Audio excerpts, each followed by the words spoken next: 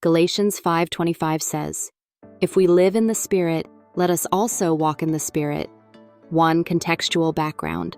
Galatians 5 is a central chapter in Paul's letter to the Galatians. In this section, Paul contrasts life in the flesh, v. 19-21, with life in the Spirit, 22-25. After listing the fruit of the Spirit in verse 22-23, Paul wraps up the thought by stating that those who belong to Christ have crucified the flesh for Galatians 5:25 is a transitional verse. It reflects both a conclusion of the fruit of the Spirit section and sets the tone for the relational implications in chapter 6, how we treat one another in the Spirit. 2. Key Greek terms and meaning. Live by the Spirit, zomen pneumati.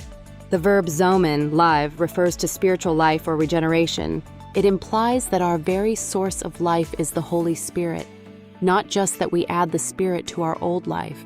Keep in step with the Spirit, stichomen kata pneuma.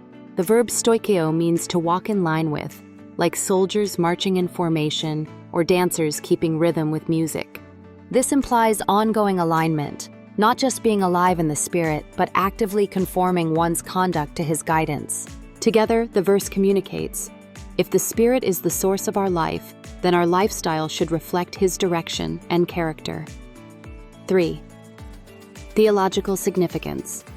Spiritual regeneration must lead to spiritual conduct. Paul makes it clear that spiritual life is not passive.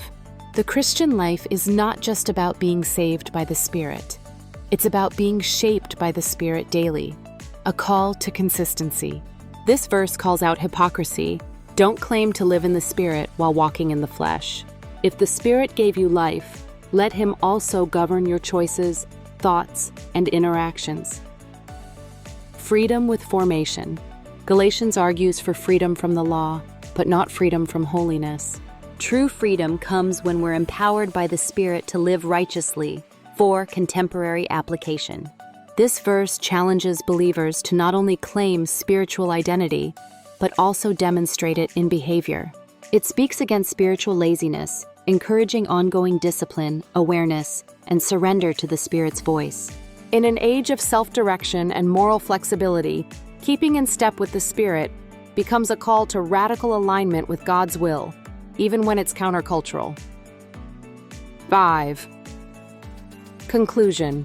Galatians 5:25 teaches that being alive in the Spirit is only the beginning of the Christian life.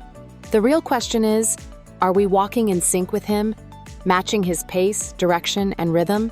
To live by the Spirit is to let Him guide every step, not just be a background influence. The Christian life is not a solo dance, it's a walk of sync with the Spirit.